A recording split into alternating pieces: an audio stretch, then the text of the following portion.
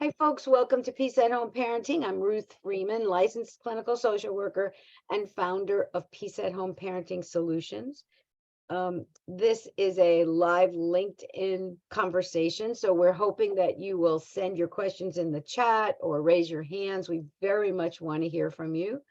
And our conversation today is about talking with your child about their diagnosis of autism. And we have the very perfect guest for this, Erin Weintraub, Peace at Home teacher. Will you, Erin, introduce yourself and talk a little bit about your experience of working with kids and families that have this diagnosis? Sure. So my name is Aaron Weintraub. Thank you. I'm glad to be here too. And I have three kids of my own, a 21-year-old, a 12-year-old, and an 8-year-old, two of which have had special IEP support at different times in their school careers. And I also am the director of a small private practice in Connecticut, working with children with special social emotional needs, such as autism, primarily autism, also ADHD, and a whole variety of other diagnoses that are kind of all in the same family, and their parents as well. So a little bit of experience working with children, their families directly, and in a group setting. And parents rave about your work with children, Erin. I just want to say that. So it's interesting, Erin, because you always remind me you're not a clinician. So probably the conversation of diagnosis is one that you have mixed perceptions about, perhaps. And so do I, even though I am a clinician.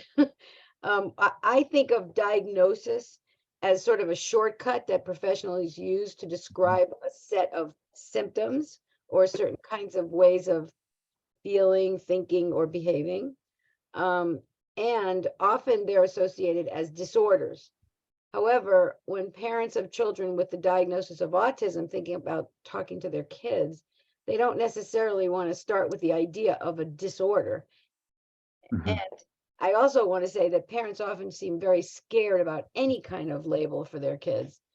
So I'm just wondering what your thoughts are about the idea of a label and some people calling it a disorder, and how do you tend to navigate that with kids and parents? Mhm.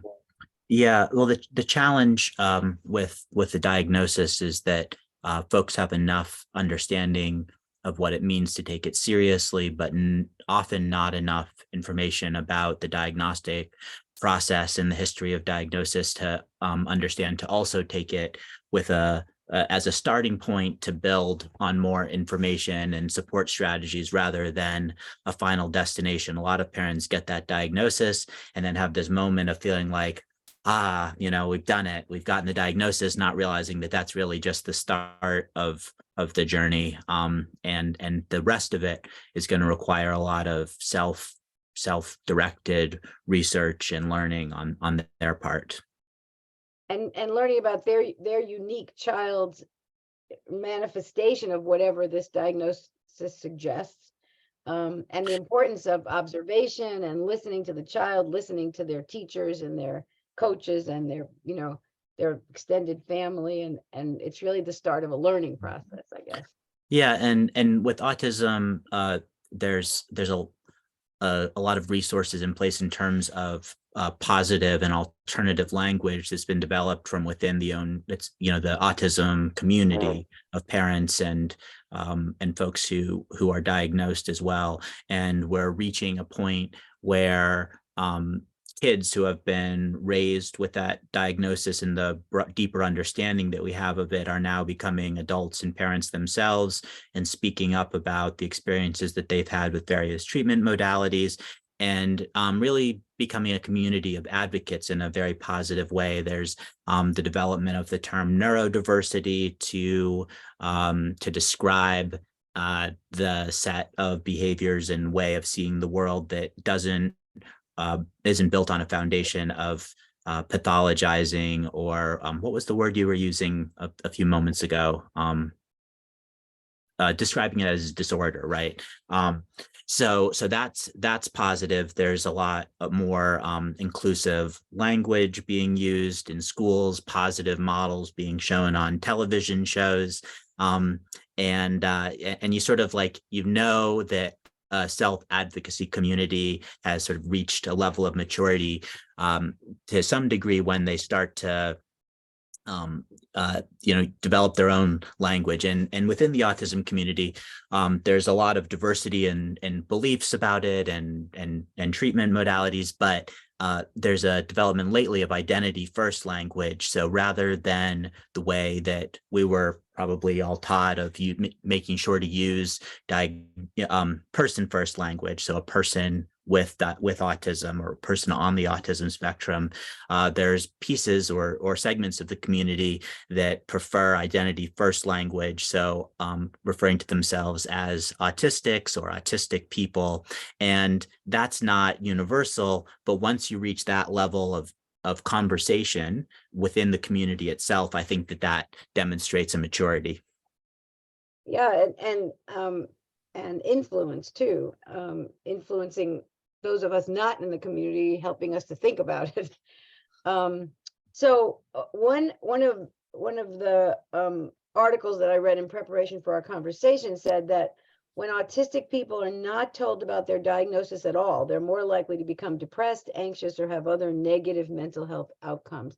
Do you have any experience with that? I mean, I know of adults who didn't understand how they were different, and all of a sudden the diagnosis like set them free and felt liberated and less ashamed and confused. And do you have any thoughts or experience about when do we talk to kids about this, and ideas about even the timing, the ages of kids?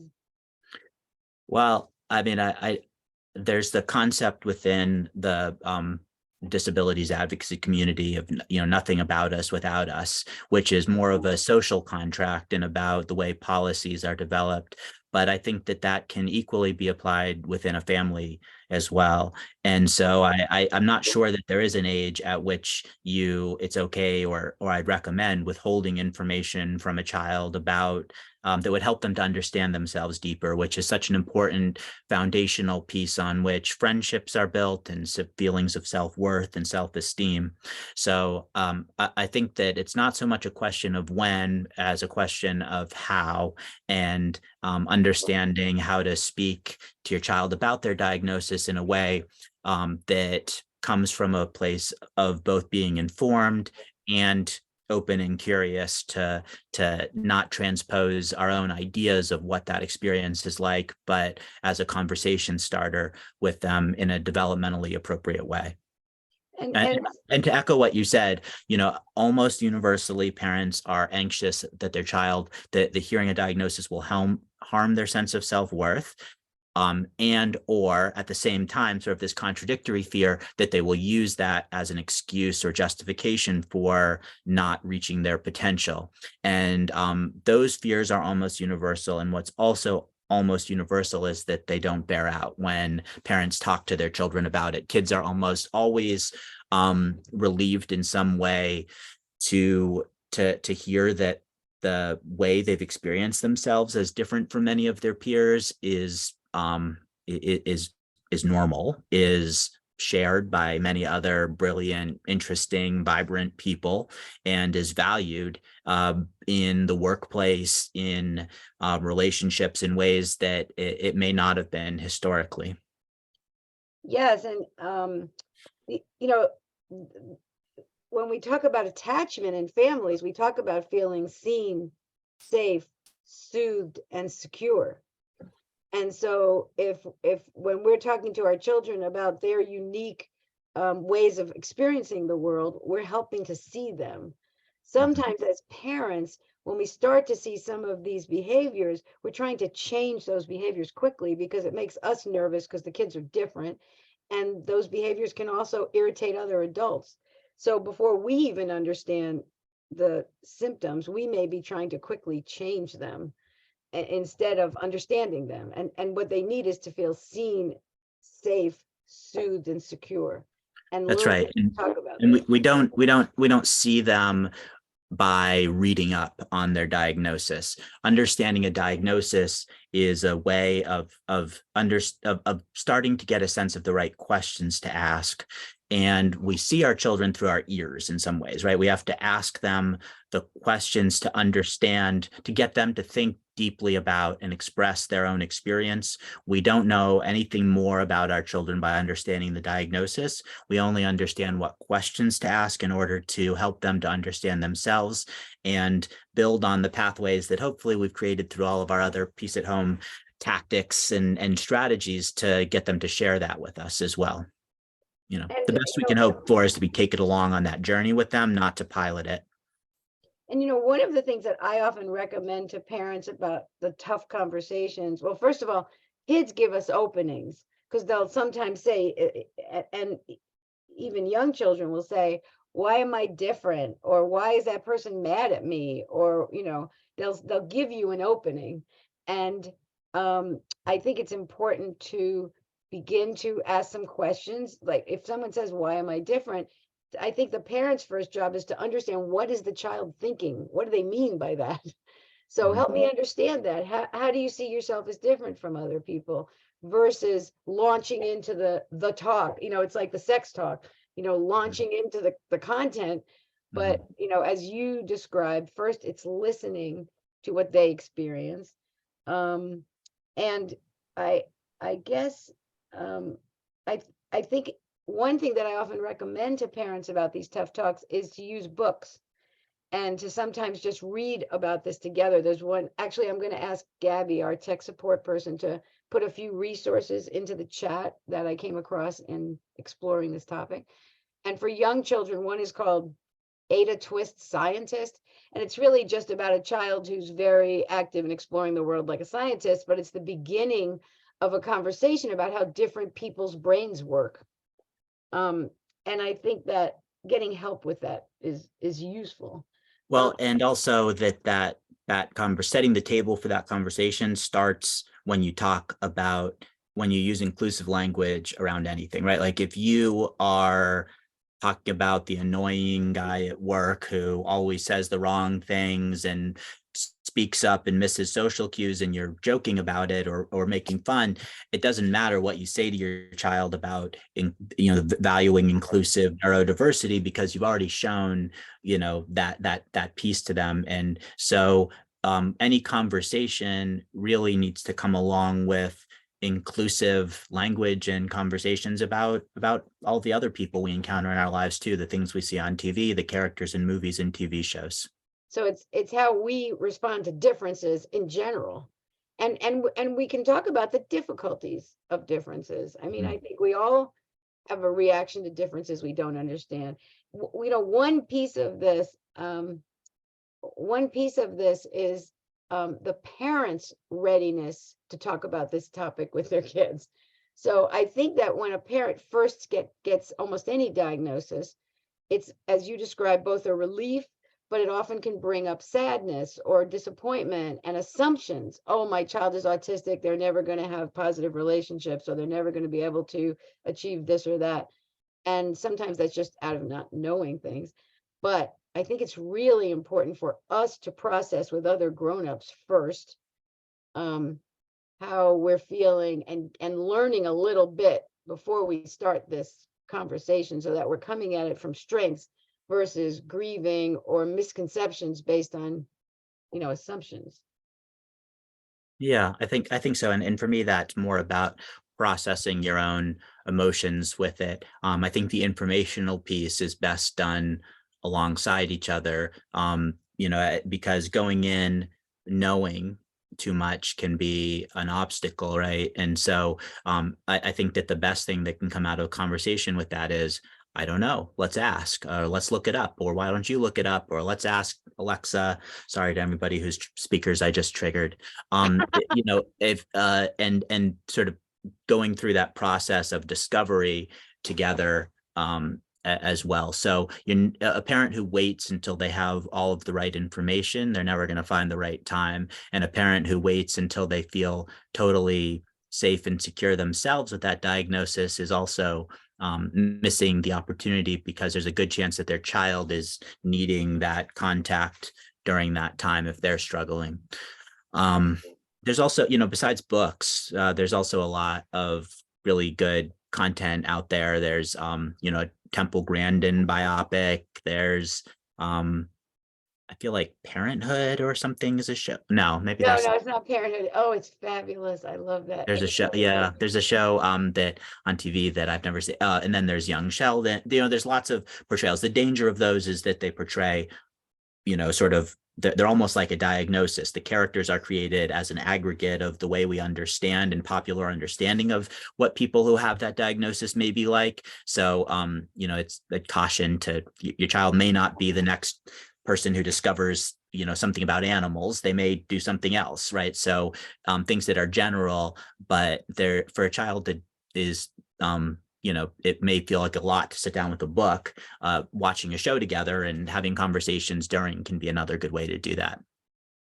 Um, yes, and I think that um this is I think part of this conversation from my point of view, and I'd love to hear what you think, Aaron, needs to include at some point. I mean, obviously this is an ongoing conversation. This isn't the talk. This is, we begin the dialogue and it goes on maybe throughout their lives. But I think we might want to include the issue of bias and talking with kids about when people act differently from them, it can make people uncomfortable and confused and sometimes even angry. And Yeah. and and just discuss navigating that reality. Yeah. And I think that that's a conversation about, um, the world that we live in, and it is best not is best avoided that becoming a conversation about changing to meet those expectations, right? Because a lot of the time, so one of my practice is social skills groups, and parents send their kids to social skills groups, generally hoping that they're going to learn some sort of a technique to make friends. But what we teach is a technique of self-awareness and self-acceptance, which is the foundational skill for building friends. And so I think the other thing is that there are developmental stages that children go through where their primary developmental task is making friends, becoming part of a group, and that those developmental tasks, may be delayed, they may be a little bit different, but they still need to be met. And so those conversations about differences should be balanced with finding ways of being inclusive, and models and TV shows that show, or professional examples of people in the business world and inventors, people who had neurodiversity or are neurodiverse, and still were able to participate and become part of society, have friends, have the things that they wanted and needed. The founder of Pokemon. Hmm. He's a Interesting. he has autism and he's kind of a hero to many Hmm. kids. Yeah. Having those role models and I think that at Peace and Home Parenting, we're always encouraging parents to listen, and ask open-ended questions to try to understand kids' perceptions. And I think that, you've talked about Gabor Mate's book, The Myth of Normal, talking about trauma and how, the one non-negotiable need that kids have is to be authentic. Two non-negotiable needs. One is to be authentic. The other is to be attachment. A connection. Right. Yeah. Yeah. And that So, attachment can come from parents for much of their childhood, but at a certain point needs to transfer to peers. Yeah. and those non-negotiable needs are what we need in order to thrive. Mhm. And so I think that for all parents, raising children who feel safe to be authentic is a challenge, particularly as our lives get more complex and there's more threats out in the world. But you often say, Aaron, that kids look to us to see what the world's like out there. Mhm. So if we're feeling scared about our autistic child being accepted, and we're trying more to shape them, be a carpenter rather than a gardener, we are going to create stressors in them just by our worries about this. So I think this is an ongoing challenge for all parents, but I think it's magnified a bit for kids who have particular diagnoses like autism, to stay open and interested in their kids more, considerably more than trying to influence their behavior. Do you have any thoughts about that? Yeah, no, I agree with that 100%. And for me, what's the way that's crystallized in the way I explain that, I talk to that about that to kids and parents, is the difference between self-esteem and self-worth. So many parents are worried about their children's self-esteem, which has to do with their view of their capabilities in relation to other people in their community, their ability to do things, and it's always comparative. Self-worth, though, I encourage parents to work to decouple those two things. Self-esteem is important. I'm not down on self-esteem. We want kids to have opportunities to be competent, to show their competencies, to be proud of what they can offer the world, to do it and go for it, to offer those things. But self-worth is about their value coming from the fact that they're alive and a human person, and nothing that they are successful at can inflate that. Nothing that they fail at can diminish that. And so decoupling those two, aspects of support that we give to our children, I think is critical. And we work on self-esteem through collaborative problem solving, through giving them opportunities to try things and failing, through using praise that works to bring their attention to the things that they're good at, by looking at progress and effort rather than results. But self-worth, the only way to support that is the easiest thing to do, which is to be open and empathetic and loving and curious to your child, no matter what results you get from learning about them. And I assume that I just want to remind folks that you have the opportunity to raise your hand, send us questions in the chat. Erin has worked with kids and families for years and years and years, and developed a lot of very important insights based on those very strong personal interactions with kids and their families. So, I always talk to parents about Carol Dweck's growth mindset. So that's when you focus on kids' effort, you focus on the progress they're making, and you focus on their successes by being curious about their process. So, they get an 85 in spelling, which is, and a challenge for them. And you might say to the child, so how did you get that 85? You've really been struggling with spelling. How'd you do it? So it's progress, effort, and process. Do you think that's relevant as for kids who have that diagnosis of autism? I do. I think it may be a bit challenging because their own, one of the things that is common for children with autism, not universal, is a struggle with a theory of mind, which is understanding, is that self-awareness piece, understanding how their own thoughts and emotions work and how other people's work as well. And so that's not to say that they can't do it or that it can't be encouraged, but just keeping in mind that their own thought process may be more opaque to them than to a neurotypical child. And so really, thoughtful, curious, compassionate inquiry about it is the whole thing, not getting the answers, because you may not get them, but being interested, being curious about that models that behavior for them of being interested in and curious in it. Yeah. Good, got that. Any other thoughts, Erin, about discussing the diagnosis with your child and doing it I mean, the thing I want to say is that we're constantly trying to normalize mistakes here at Peace at Home. So none of us know exactly how to be a perfect parent, and none of us are able to do that. But we're going to mess up. We're going to talk to them in a way that might hurt their feelings or might be misunderstood or cause stress. And I think that's just to be expected. But nevertheless, do you have any other thoughts about this conversation with kids and what is going to really be helpful? Well, I just got off the call with a parent who I was doing an individual consultation for, and I gave two pieces of advice that surprised me that when they came out of my mouth. And I'll say them again and see if they seem less surprising this time. But one was, the parent had some concerns about their child's gaming and screen addiction, which is a pretty common way of coping with the discomfort of feeling out of place in the world, in the social world. And I said to her, why don't you try really encouraging him about it, say, I'm so glad that you found something that you loved and you seem really good at that. Can you show me about it? You seem great at gaming. Tell me about the level that you just beat. And using that connection that creates to encourage them to try other things. So rather than um, discouraging or guiding them away from their authentic interests, and that's a hard thing to do for a parent, right? I'm so proud of you for being great at gaming, right?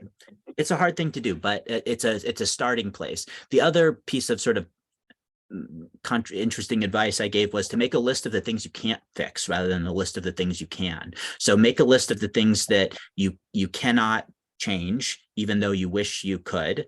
I wish that I could make making friends easier for my child.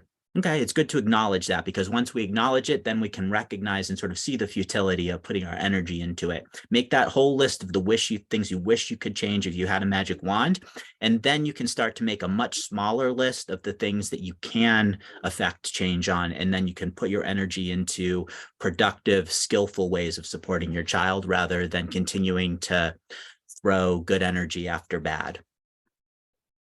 That's I love that. And it's true for all kids that, this idea of knowing what we can and can't change, because parents spend so much time trying to change kids in ways that aren't going to happen if we don't understand temperament, for example. And I recently saw this wonderful little piece from Young Sheldon. Like, is that what it's called? Young Sheldon. So Um, um, and they showed the dad who works in the school seeing his son, young 9-year-old in high school or whatever, um, sitting at the lunch table all by himself.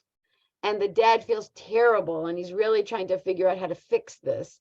And at the same moment, they're showing Sheldon imagining this whole universe and all these ideas and having this incredibly rich internal experience. And it was so illuminating for me about the challenge of not projecting our needs onto our kids' needs. mm, So understanding their need for friendship, and yes, they totally need to socialize and have relationships, but not necessarily in the same way or the same degree that I do as a parent or other kids might. So that's that listening, and understanding, and having this be an inquiry versus the talk. Any last words, Erin, before I wrap up? And I want to remind folks, you still have a minute or two to send some questions or raise your hands. well, I'll just repeat the thing I said earlier, which also surprised me. I don't think I've ever said it before, but I like it. You can see your child with your ears. You see your child by listening. If we watch what they're doing and see their behaviors, just like you were describing, Ruth, we may misinterpret their experience with them and project our own on top of it. But if we build lines of communication with them and listen to what they say about their experience and believe them, that is all the information we're going to need about where to put our energy in terms of supporting them. I was just thinking that believe them part is super important. um, I want to thank you all for being here. This is an important conversation, and I think we've really laid out Erin's model of doing this with understanding and compassion. And we've talked about some very universal parenting challenges that go with this and many other parenting experiences. You can all contact us at solutions@peaceandhomeparenting.com. We bring conversations, classes, workshops, and consultations to schools and corporations and nonprofit organizations. We're on a mission to help parents really get the tools they need right now. And let me see if we have a question. Should I tell my autistic grandchild to keep his disability a secret, or is it okay to tell his friends? Great question. Erin, do you want to make a comment before we go?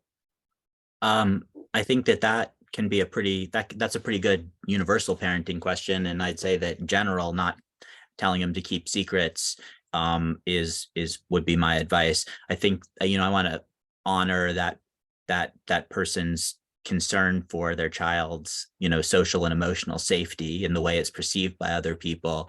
And I think having a conversation with them about how to be a self-advocate, how to speak up about their own unique learning needs and sensory needs and whatever those are, is going to be a better use of your energy than having them keep a secret.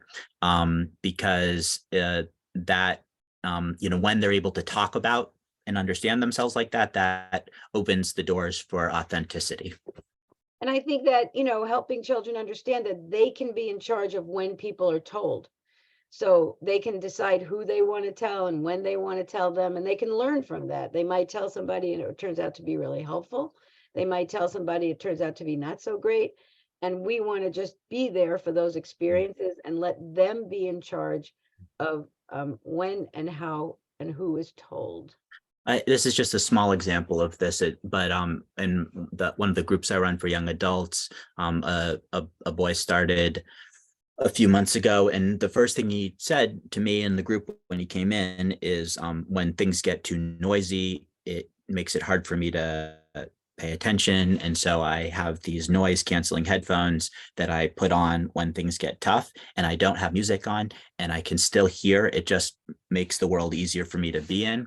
And that was such a great thing for him to say, because if he put on headphones in the middle of a social situation, people would make their own assumptions. And so for that person who had learned from an early age, I imagine, to self-advocate, he being able to speak about what he needed and how he experienced the world, made him more accessible and open to relationships than if he had kept it a secret. Yeah, and it invites us to join in with him. And it's more warming in the relationship. And that child said what he needed without giving himself a label, which is Mhm. really helpful. So it's, you don't necessarily have to share the label. You can talk about your needs, which is probably more endearing. What about my nonverbal child? Can you provide some insight to leading the conversation with peers? So the parent wants to lead the conversation, or they want to help their child to, um well, I would imagine that that type of, that way that that diagnosis is appearing for that child, may sort of get that conversation going in and of itself. And so, um maybe I would encourage that parent to watch their child in peer situations to sort of see how they navigate that, and look for an opening there in which maybe they, if they're nonverbal, I don't know, some nonverbal children use a PEC system with technology to help them communicate. Others don't. And so if there's a way to help them use the assistive technology they're already using to communicate, that would be great. And if not, maybe there's, nonverbal cues like, smiles and shrugs and things like that, that communicate warmth and openness, in a universal way. Thank you.